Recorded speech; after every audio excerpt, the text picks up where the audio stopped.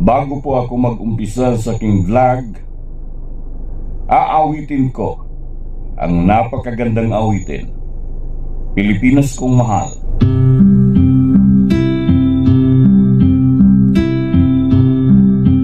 Ang bayan ko'y tanging ikaw, Pilipinas kong mahal.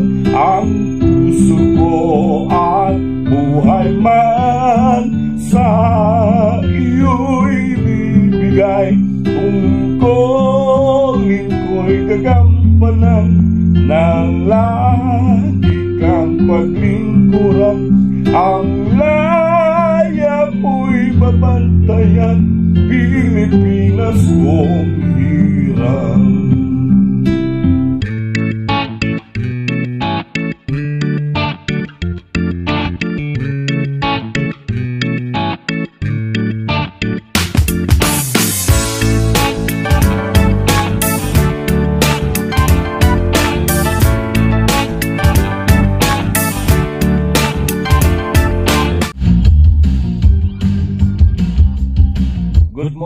Good morning, good afternoon, good evening, magandang umaga, magandang hapon, magandang gabi po sa ating lahat mga kababayan.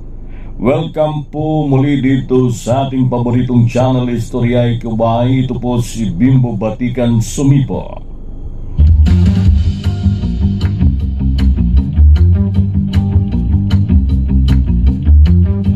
Maligayang pagkikinig sa lahat ng ating mga kababayan dyan sa Pilipinas, from Luzon, Visayas, and Mindanao, at sa lahat ng mga kababayang OFWs katulad ko mga kababayan, na kung saan ay busy sa kanilang mga trabaho, ngunit may panahon silang makinig at manood dito sa ating channel. Maligayang pakikinig po sa lahat ng ating mga kababayang OFWs. Kumusta? Medyo gabi po tayo ngayon nag-vlog kasi sa araw mga kababayan ay sobrang init na.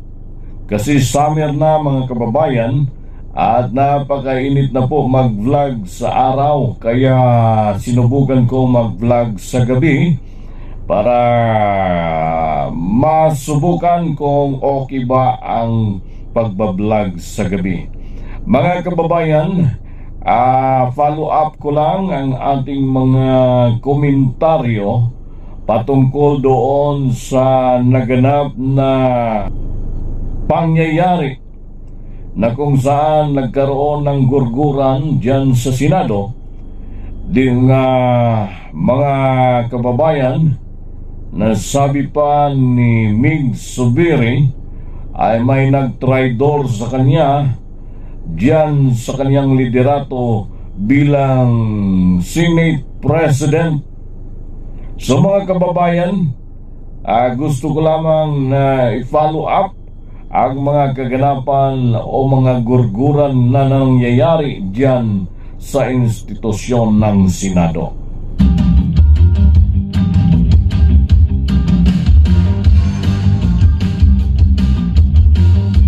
Una sa lahat, mga kababayan, ang mga karakter ng mga politiko sa ating bansa ay hindi po mga professional at hindi po matured. Bakit ko nasabi ito mga kababayan? Halimbawa na lang sa nangyaring lipatan ng mga politiko sa mga partido. Sa PDP Laban, sa panahon na si Tatay Digong pa ang naging presidente, halos lahat ng mga kongresista nagsilipatan sa partidong PDP Laban. So dahil si Tatay Digong ang naging presidente at siya po ang namumuno sa partidong PDP mga kababayan, halos lahat ng mga politician diyan sa Kongreso at Senado nagsilipatan sa PDP Laban. Ngayon mga kababayan, natapos na ang termino ni ex-President Duterte. Nagsialisan naman lahat, halos lahat din nagsialisan ang mga politiko mula sa partidong PDP papunta sa partido ng presenting administrasyon ni BBM. So masasabi ko mga kababayan, ng ating mga politicians dyan sa Pilipinas ay mga balingbing, walang mga bayag, walang mga paninindigan. Kasi kung sino ang nakaupong administrasyon, silang lahat ay makiisa at lilipat sa mga presenting namumuno na administrasyon. So ngayon, nakita natin kung gaano ka-immature ang mga politiko sa ating bansa. Mga balingbing, halos wala nang natira sa PDP mga kababayan. Nagsilipatan sila sa partido ng presenting Pangulo na si PBBM. So mga immature ang mga politiko sa ating bansa, mga balingbing, halos karamihan, hindi ko naman nila lahat, pero karamihan sa mga politiko sa ating bansa ay mga immature, walang paninindigan at mga balingbing. Kasi kung sino ang presenting administrasyon, gusto nila makiisa sa partido ng naging isang Pangulo. So wala na halos natira ngayon sa PDP Laban mga kababayan. Bago na pala ang pangalan ng PDP ngayon, hindi na Laban, PDP. Tinanggal na yung Laban. So konti na lang ang natira sa partidong PDP. So mga kababayan, yan ang komento ko o sa aking sariling opinyon na mga immature at balingbing ang mga politiko sa ating bansa. Wala silang paninindigan kasi kung sino ang nakaupo sa kapangyarihan, gusto nila makiisa din sa partido. So ang mga politiko sa ating bansa, hindi ko naman nila lahat, pero karamihan mga balingbing mga kababayan. Pabor-pabor sa agos ng hangin. Walang mga bayag, walang mga paninindigan. Ngayon, sa sinabi ni Senator Mig Zubiri, kaya siya nag-step down kasi may nagalit sa kanya na makapangyarihan mga kababayan. So mali para sa akin, mali at isang malaking mali. Kasi mga kababayan, ang judiciary, legislative at executive branch, which is ang palasyo mga kababayan, ay pantay-pantay ang kanilang kapangyarihan. Ang bawat branch na ito na tatlong sangay ng ating gobyerno ay may pantay-pantay na kapangyarihan. So hindi pwedeng sabihin ni Senator Mig Zubiri na mas makapangyarihan ang executive branch, which is ang Malacanang. Sa saligang batas mga kababayan, sa tatlong sangay ng ating gobyerno,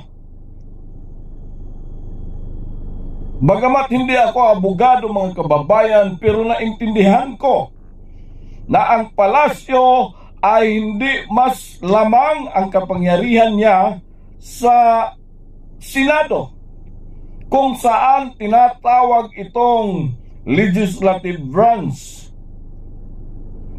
ng ating gobyerno.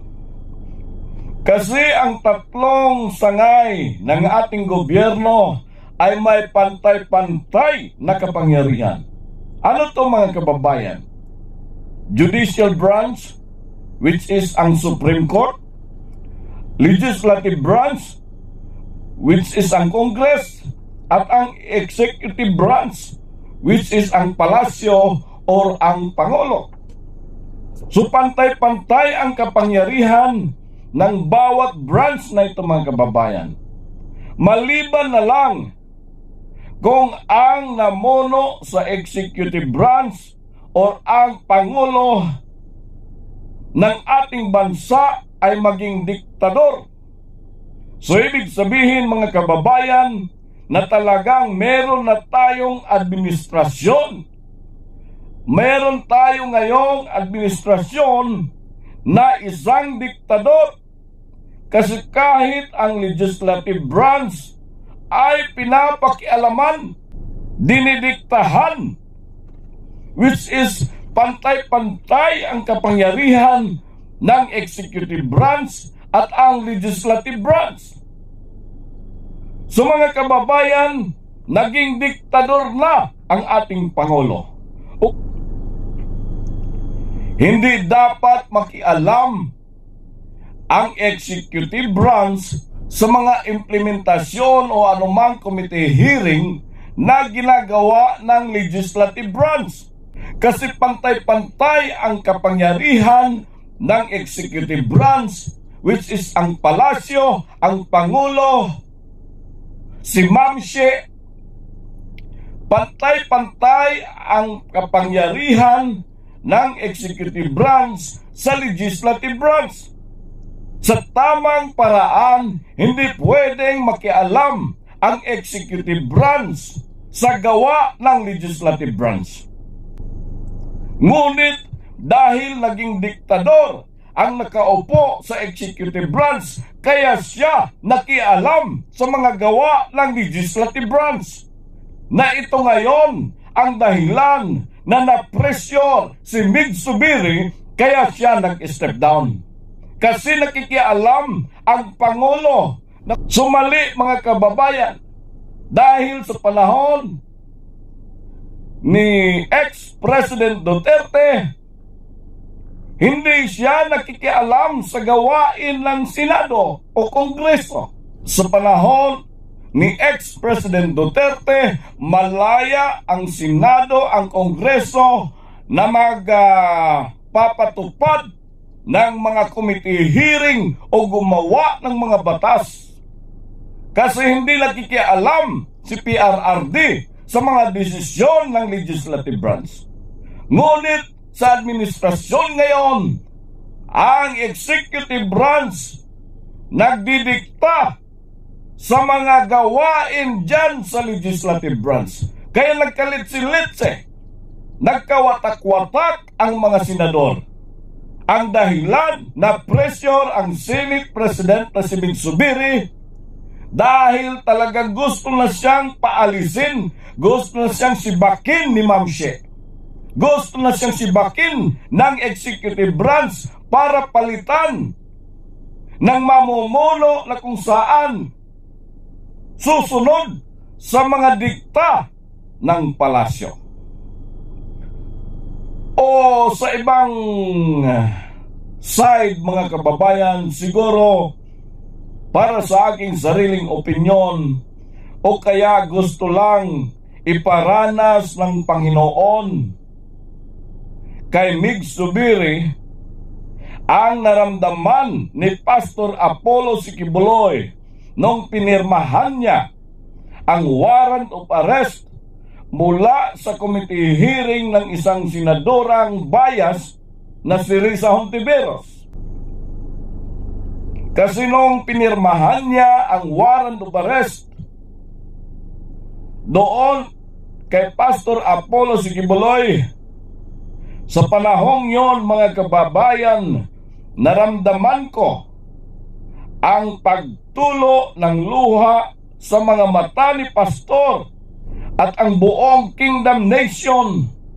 Naramdaman namin ang sakit na kung saan mga kababayan, ang isang anak ng Diyos ay hinuhusgahan ng mga makasalanan sa mga bintang mga kababayan na kung saan gawa-gawa at mga bias na desisyon dyan sa Senado at mga peaking witness na nakatakip ang mga mukha mga kababayan, nagbintang kay pastor ng kung ano-ano na lang na mga kwento mga kababayan na walang katotohanan. Siguro gusto rin maranasan ng Panginoon doon kay Mig Zubiri ang naranasan o naramdaman ni pastor nung siya ay inusig, nilait, ginipit dyan sa Senado sa kanyang liderato mga kababayan. So ngayon mga kababayan, naramdaman din ni Senator Mig Zubiri ang naramdaman ni pastor kung saan sa sarili nating bansa kayong mga nakaupo sa posisyon ay personal na interes lamang ang una ninyong nakikita at hindi interes ng taong bayan, hindi interes ng ating bansa, hindi interes ng sambayanang Pilipino. So ibig sabihin mga kababayan, ang pag-iyak ni Bato sa panahon na nag-speech si Mig Zubiri sa kanyang pag-step down, anong tawag doon? Nung si Bato mga kababayan ay emosyonal, tumulo pa ang luha nung si Mig Zubiri ay nag-speech sa panahon na siya ay mag-step down. Anong tawag doon? Iyak ni Judas? Sa kaplastikan? Kasi sabi ni Mig Zubiri na trinaydor siya dyan sa Senado. So mga kababayan, maliban na si Escudero ay gumagapang kasama si Jinggoy Estrada para mapatalsik si Mig Zubiri, so nakiisa na rin pala sa grupo si Senator Bato de la Rosa. Ito ay napulot ko din lamang dyan sa social media mga kababayan na dahilan para mapatalsik si Mig Zubiri sa kanyang liderato ay ginapang siya at rinaydor siya ng ibang mga senador.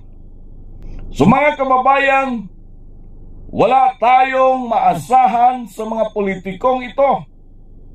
Mga balingbing, mga kababayan, ayon sa mga pahayag ni Attorney Harry Roque, at talagang loyalista forever ang mga Estrada sa Marcos family. Ngayon ko lang nalaman na marami din palang mga marites dyan sa Senado. Ayon kay Attorney Harry Roque, na ayon daw sa mga marites dyan sa Senado, si Jinggoy Estrada ay humingi ng tulong kay Lam, which is Lisa Aranita Marcos mga kababayan. Ito na mga kababayan, nagkabukingan na. Kaya pala ganon na lamang ang ginagawa o pinapakita ni Senador Jinggoy Estrada sa nangyaring committee hearing dyan sa Senado patungkol sa PDEA leaks mga kababayan kay ex-PDEA agent Jonathan Morales. Nagpakitang gila si Jinggoy Estrada kasi pala mayroon silang mga usapan ni Lam, which is Lisa Aranita Marcos mga kababayan. Diyan sa hearing sa Senado, ayon sa mga marites diyan sa Senado, humingi daw ng tulong si Jinggoy kay Lam or Lisa Aranita Marcos.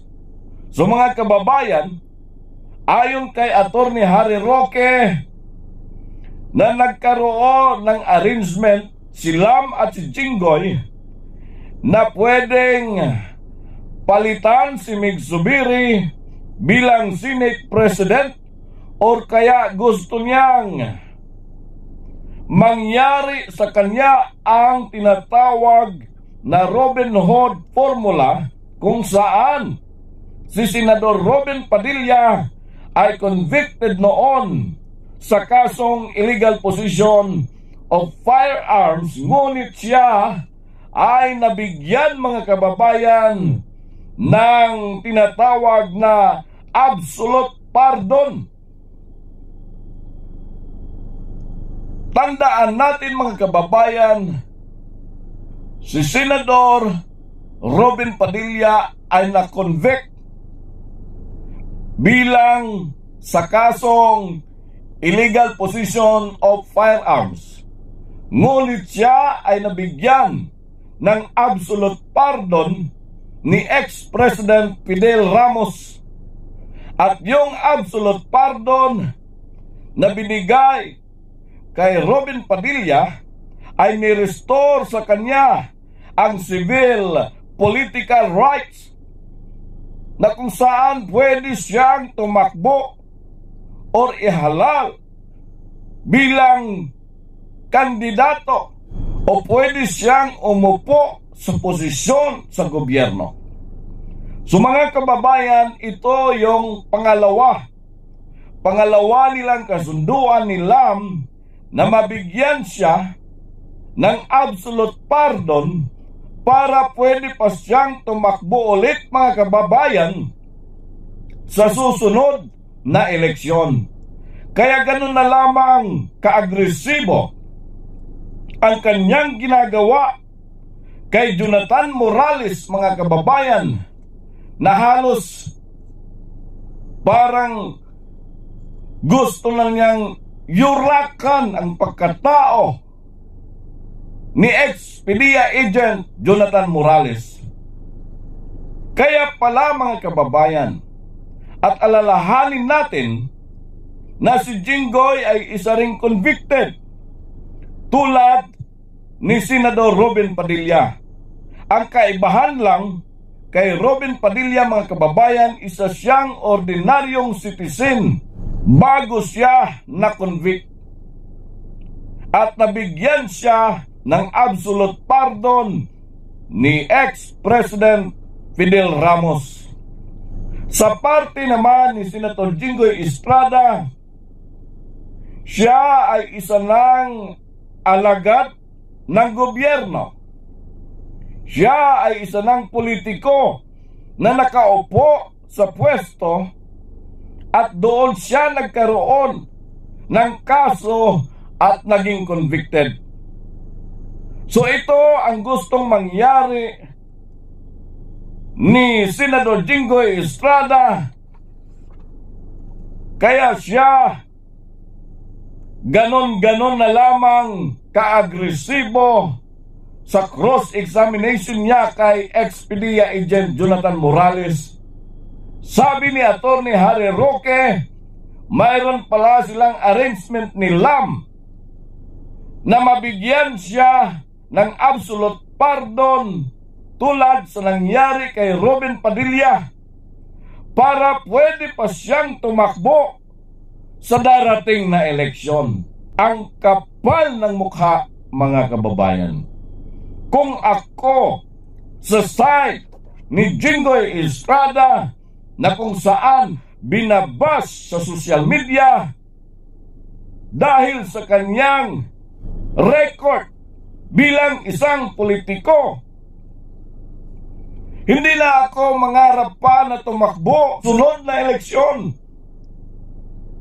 So mga kababayan, dahil sa ninais ni Jinggoy na makatakbo pa sa sunod na eleksyon, humingi siya ng tulong kay Lam para siya mabigyan ng absolute pardon tulad sa nangyari kay Senador Robin Padilla. Gusto pa niyang tumakbo ulit, mga kababayan, sa darating na eleksyon. Kaya ganun-ganun na lang kasip-sip sa BBM administration. Kaya pala Gusto niyang malusutan ang kanyang problema, mga kababayan, at mabigyan siya ng absolute pardon. So mga kababayan,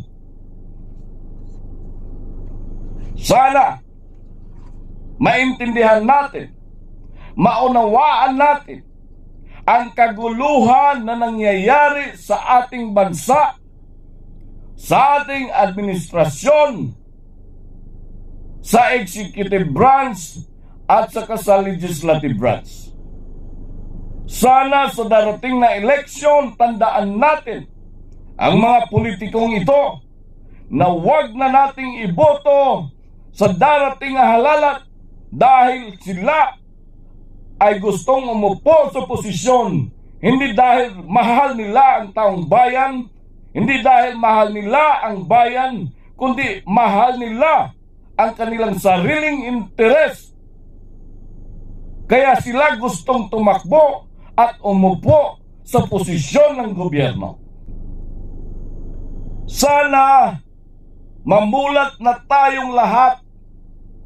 Wala nang nangyayaring maganda sa ating bansa kung tayo ay magpabudol muli sa mga inaabot na kapiranggot na pera sa darating na halalan. Hindi tulad sa pagmamahal ni PRRD sa bayan at sa taong bayan, huwag natin silang iboto. So hindi ko napahabain, mga kababayan, ang aking mga sasabihin. Bantayan natin, mga kababayan, ang liderato sa bagong Senate President Chis Escudero kung siya ay susunod sa mga plano ng administrasyon para bilisan ang pag-aproba sa charter change. Ito ang ating bantayan, mga kababayan, na huwag mangyaring makalusot ang plano ng administrasyon na pakialaman ang konstitusyon. So maraming salamat sa inyong pakikinig. Maraming salamat sa inyong panonood. Ito po si Bimbo Batikan Sumipo dito sa ating paboritong channel, Istoryahe Ko Ba?